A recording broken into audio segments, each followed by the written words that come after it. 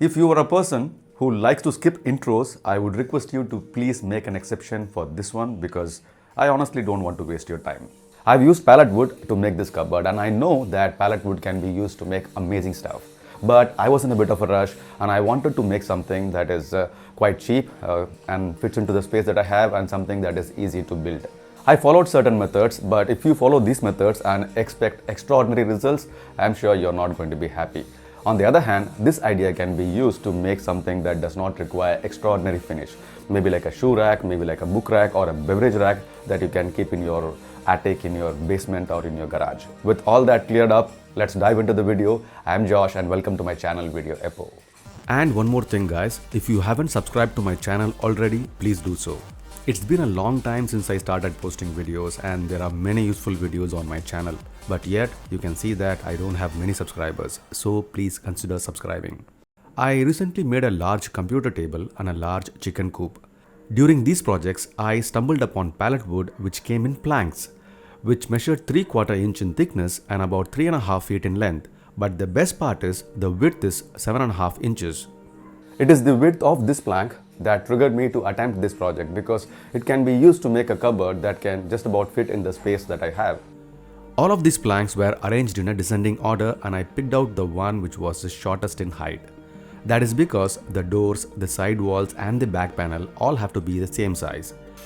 So I pick out the shortest one in height and match the size of all the other planks with this one. I used a planer to even out the sides a bit.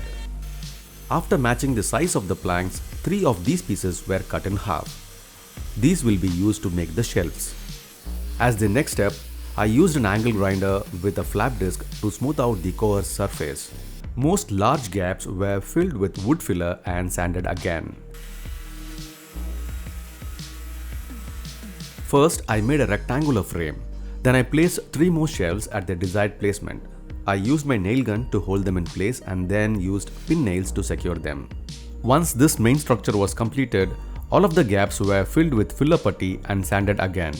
Since I had to discard a couple of shelves, I'm running out of planks to cover the back, and also the shop does not have the similar pieces anymore. I've got some spare plywood here from my previous projects. The thickness of this plywood is 4 mm and I think we can use this as the back cover for the cupboard we are making. So I'm going to use plywood for the back cover. Also, note that it needs to match up to the thickness of the front door to keep the cupboard balanced. Well, I realized this later. I want to keep the cost low and simply stain the wood, but you can see that I'm not doing it right. Also, I didn't quite like the outcome. This step is something that changed the course of the entire project. I decided to paint the cupboard and therefore I had to buy paint, lacquer, varnish and things like that, which kind of threw the idea of cost effectiveness out of the window. I went with 2 coats of primer, drying and sanding between each of these coats.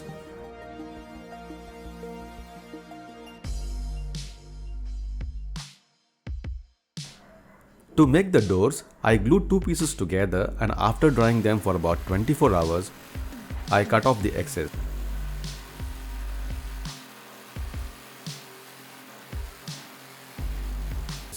Then I sanded the core surface just as before. This is my first time installing these concealed hinges in my projects. To make holes for these concealed hinges, we need Frostner drill bit, and this one is specially designed for this particular purpose. It has a flange on top which stops it from drilling deeper than desired. Based on the specification, I drilled the hole and attached the concealed hinges on these test pieces. But when it came to drilling the hole in my workpiece, I made a huge mistake and drilled the hole on the wrong side. Accepted that it was a big mistake. For this particular model of the hinge, the hole is drilled on the door and not on the body. So when you are doing your projects, please do research and check and double check before you attach your hinges onto the workpiece. For me, I didn't worry about it too much. I changed the placement of the hinges and I kept going.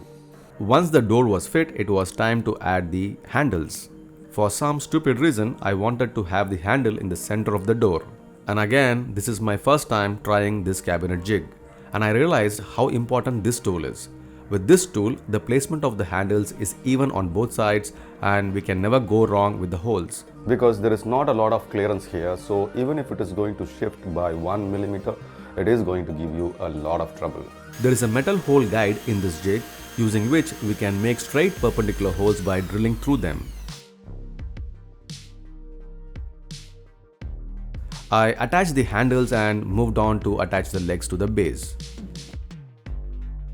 These legs have a bolt jutting out from the base plate. We have to make holes in the base to compensate for this. So I measured the radius of this dial and transferred the measurements to the base and drilled holes just deep enough to accommodate the protruding bolt. After this, I removed the handles and the hinges and began spray painting the cupboard. After a couple of coats at an interval of about 12 hours, I gave the cupboard a coat of clear lacquer. This particular model of the foot has a long bolt. By unscrewing the bolt, we can disassemble the setup.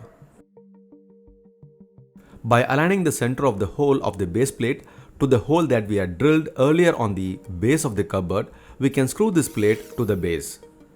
Finally, we can attach the rest of the parts of the foot. So with this, we have a simple cupboard.